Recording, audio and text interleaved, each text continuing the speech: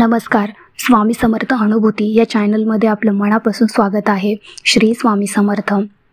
स्वामी भक्त हो, स्वामींना आपण गुरु मानतो, स्वामींच्या लीला ऐकतो, स्वामींचे अनुभव ऐकतो, पण स्वामींच्या आज्ञानुसार स्वामींच्या वचनाप्रमाणे आपण चालतो का? तर त्यांनी प्रत्येकाला आपल्या मनाला हा प्रश्न विचारा की खरंच आपण स्वामींचे वचन पाळतो का?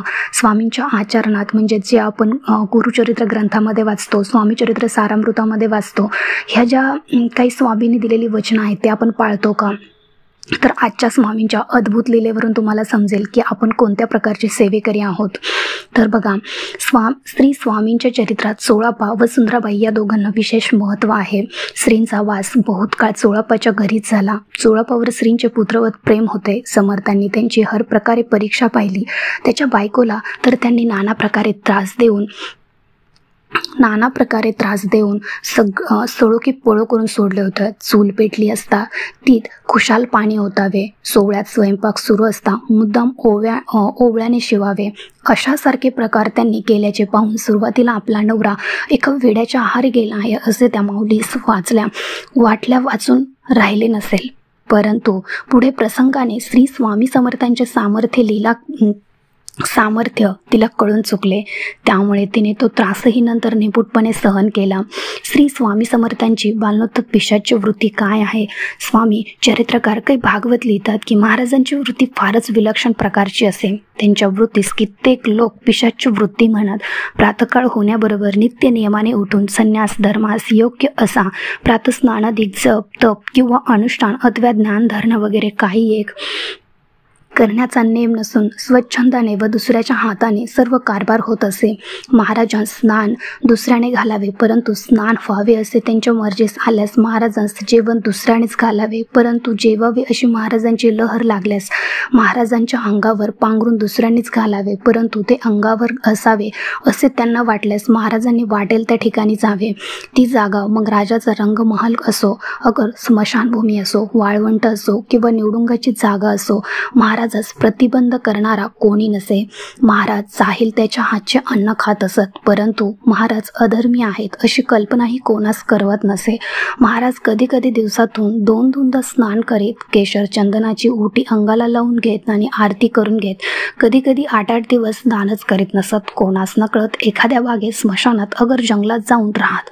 महाराज चालू लागले म्हणजे त्यांच्याबरोबर कोणाच्यानेही चालवत नसे. ते बोलू लागले म्हणजे एकसारखे काहीतरी बोलत असत. लहान मुलाजवळ खेळू लागले म्हणजे एकसारखा खेळत चालावा. एखाद्या वेळी स्वारी रागवली म्हणजे 7 दिवस त्यांचा रागच हलू नये. स्वारी आनंदात असली म्हणजे सर्वांजवळ मधुर वाणीने बोलावे. अशा प्रकारे महाराजांची दर घटकेस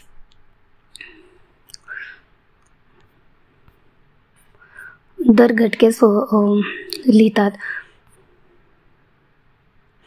वृत्ती बदलणारी असल्याने यांच्याविषयी खरी परीक्षा खऱ्या पारख्या वाचून कोणासच झाली नाही. गुरु लीलामृतकार वामनबुवा ब्रह्मचारी लिहितात की श्री गुरु चालत असता आपल्याशीच बोलत व हसत असत.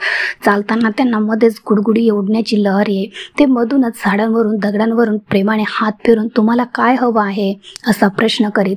हसताना त्यांचे सर्वांग हलत असे. तोंडातून नित्य वेदमंत्र, दोहे, श्लोक व अभंग बाहेर पडत. दुसऱ्याच्या मनातील प्रश्न ओळखून त्यांची उत्तरे देण्याचा चाळा तर एकसारखा सुरूच असे. तर स्वामी बखरकार गोपाळबुवा केळकर आपल्या बखरीत लिहितात, श्री स्वामी समर्थांत झोप लागलेली कोणाच्या पाहण्यात नाही, मात्र डोक्यावर पांघरून घेऊन पलंगावर निजत असत. पहाटे 2 वाजल्यापासून पांघरुणातून अभंगाची कडवी श्लोक म्हणू लागत, जेणेकरून महाराज आता जागे झाले असे लोकांस वाटे. मग कोणाला काही वेदांत, भक्तियोग, हठयोग, राजयोग इत्यादींचे जे काही प्रश्न करण्याचे असतात ते तेव्हा करत. त्या लोकांनी केलेल्या प्रश्नाची उत्तरे महाराजांनी सरळ आणि अनुभवासह यथार्थ द्यावी. परंतु ही व्यवस्था कोटपर्यंत, उजाडेपर्यंत एकदा उजाडलेले आणि लोकांची गर्दी होऊ लागली म्हणजे तो सर्व क्रम बदलला. मग काही प्रश्न केला तर त्याला उत्तर बहुतेक करून मिळवायचे नाही. प्रश्न करावा का एक आणि उत्तर मिळावे भलतेच. स्वामी समर्थांची खरी स्वारी सहज बाहेर निघाली म्हणजे सर्व राजाचिन्हांनी मंडित दिसावी. छत्र, चांबरे, पालख्या, मेने, घोडे, गाड्या, गाई म्हशींचे खिल्लार, तंबू, कणाती, नगारखाना, वाजंत्री, शिंग सेवेकऱ्यांची पलटण, पुराणिक, हरदास, गवई, फुलवाले, मिठाईवाले व सर्व प्रकारचे दुकानदार महाराजांबरोबर आहेतच. दर्शनासाठी दररोज शेकड्याने लोक तरी सहज येत व भेटणाऱ्या प्रत्येक व्यक्तीला असे वाटे की आपणाप्रमाणे आपणापेक्षा या महापुरुषाला अधिक ज्ञान आहे. श्री समर्थांना सोहळ्या ओवळ्याचा विशेष विधी निषेध नसे, परंतु कुणी सेवेकरी भलत्याच ठिकाणी नाक शिंकरला किंवा काकरला तर बिलकुल खपत नसे. हिंदूप्रमाणेच मुसलमानांवर प्रेम असून त्यामुळेच मंदिराप्रमाणेच पीर किंवा दर्ग्याच्या ठिकाणी ते पुष्कळदा जाऊन बसतात. जनावरात गाय आणि कुत्रा त्यांना विशेष प्रिय असे. मांजरावर मात्र त्यांचा फार राग असे. फुलात भगव्या रंगाची फुले त्यांना विशेष आवडतात. तर कान्याच्या पदार्थात बेसनाचे लाडू, पुरणपोळी, कडबोळी आणि कांद्याची भजी त्यांची विशेष आवडती होती. सुंदराबाई त्यांना जेवू घाली त्यावेळी एखाद्या लहान मुलाप्रमाणे त्यांना भरवावे लागे. त्यांनी जेवावे म्हणून सुंदराबाई त्यांना प्रकारच्या युक्त्या लढवी. ते पुष्कळदा खुशाल दक्षिणेकडे पाय करून झोपलेले आढळ श्री स्वामी समर्थांचे हे वर्णन वाचल्यावर श्रीमद भागवतात यदुराजाला भेटलेल्या अवधूताची आठवण येते. हा अवधूत सदैव ब्रह्मानंदात डुलणारा आणि आत्मज्ञानाच्या तेजाने तळपणारा होता. सर्वत्र आपणच व्यापलेले आहोत अशी साम्यता त्यांच्या अंगी बांधलेली होती.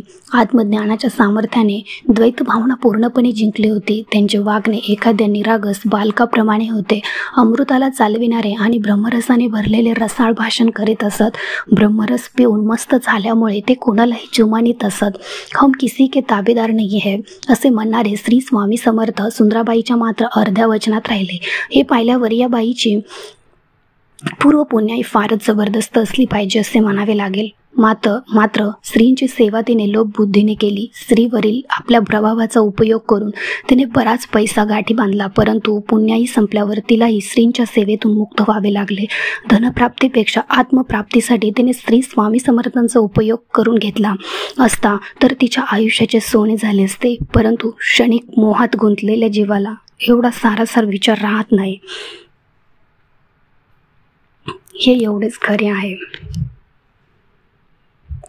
स्वामी भक्त हो, या स्वामींच्या लीलेतून खरंच तुम्हाला खूप काही शिकायला मिळालं असेल.